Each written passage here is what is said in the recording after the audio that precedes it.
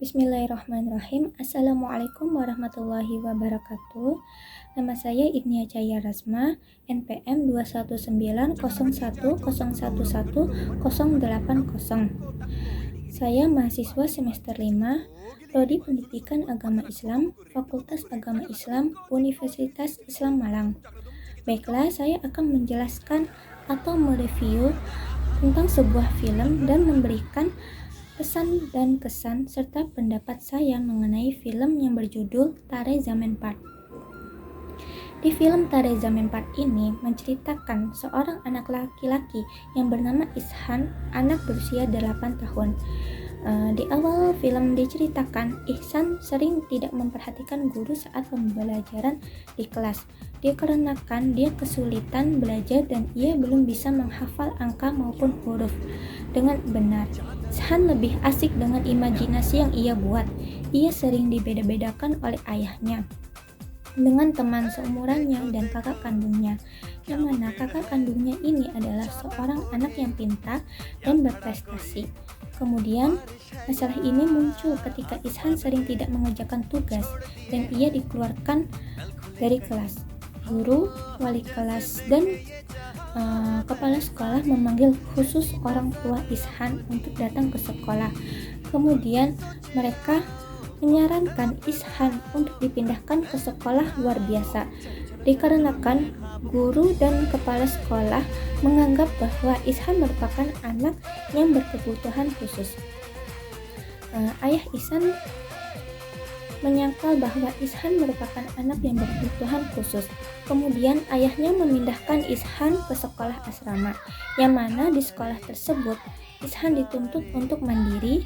Tentunya Ihsan menolak karena ia masih bergantung kepada ibunya, tapi ayahnya tetap memaksanya. Saat di sekolah asrama, Ihsan merasa sangat tertekan. Guru-guru di asrama tersebut sama dengan guru di sekolah lamanya Ihsan. Mereka selalu menuntut Ihsan untuk mengerti apa yang mereka sampaikan. Hal tersebut sangat mempengaruhi psikologis Ihsan. Suatu hari ada guru pengganti pada mata pelajaran seni. Ia bernama Pak Nikum. Pak Nikum ini satu-satunya guru yang menyadari perbedaan Ihsan dengan siswa-siswa yang lain. Ia mencari tahu kenapa Ihsan selalu murung dalam pelajarannya, bahkan di luar jam pelajarannya. Pak guru tersebut mulai mengamati Ihsan dengan bertanya kepada teman Ihsan dan melihat buku-buku Ihsan. Pak Nikum juga memperhatikan setiap lembaran-lembaran kertas dari buku-buku Ihsan. Pak Nikum melihat begitu banyak coretan-coretan merah dan huruf-huruf yang ditulis terbalik. Akhirnya Pak Guru Nikum mengetahui bahwa Ihsan adalah anak yang mengalami disleksia.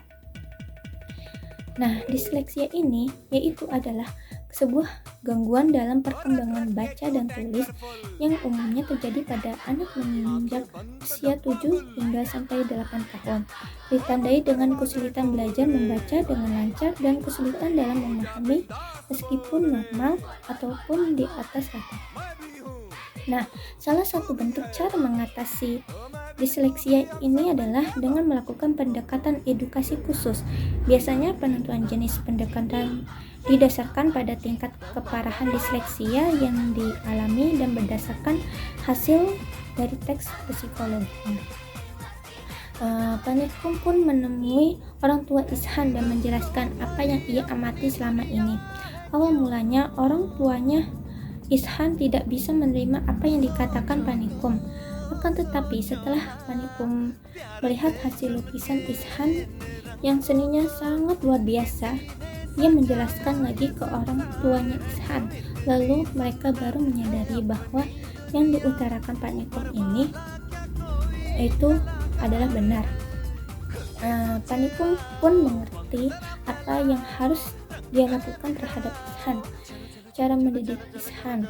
Kemudian Pak Guru Nikum selalu memberikan dukungan dengan mengatakan bahwa Ihsan pasti akan menjadi orang hebat, pasti akan menjadi orang sukses.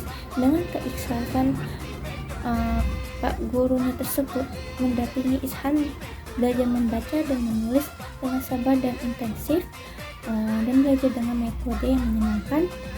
Panikum kemudian memberikan pemahaman orang tua dan guru lainnya bahwa Ihsan bukan anak yang abnormal, tetapi anak yang sangat khusus dengan bakat sendiri. Seiring waktu, kesabaran, dan perawatan, Panikum berhasil meningkatkan kepercayaan Ihsan, serta Panikum berhasil dapat membuat Ihsan mau kembali aktif dalam menuangkan imajinasinya dalam lukisan-lukisan yang selama ini menjadi dunianya. Nah, pesan dari film ini saya mengikutkan beberapa. Yang pertama ada bahwa kemampuan tiap anak itu beda-beda. Jadi sebagai orang tua janganlah terlalu memaksakan ambisi yang berlebihan di luar kemampuan anak.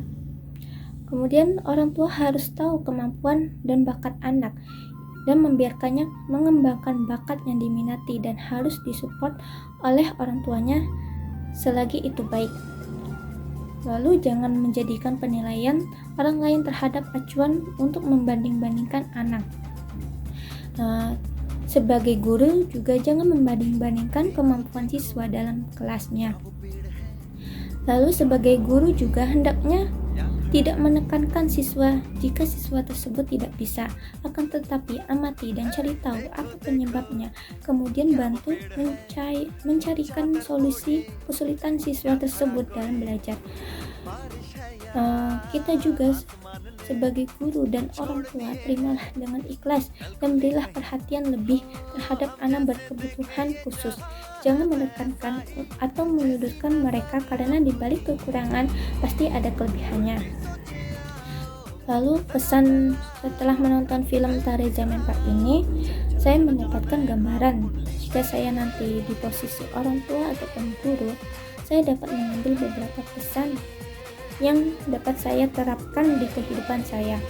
Film ini memiliki makna yang begitu mendalam, baik untuk orang tua dan guru serta dunia pendidikan.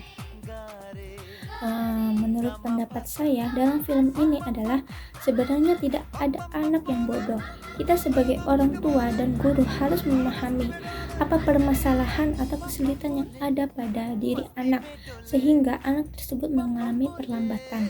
Kita bisa melakukan pendekatan pada anak dan itu sangat penting karena dari pendekatan tersebut serta memberikan perhatian dan support orang tua sehingga anak merasakan dicintai oleh keluarganya.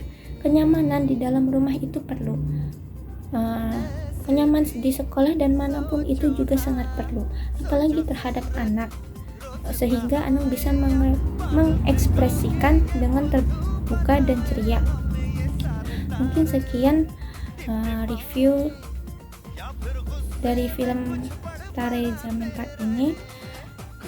Jika ada salah saya mohon maaf. Wabillahi taufiq wal hidayah. Wassalamualaikum warahmatullahi wabarakatuh.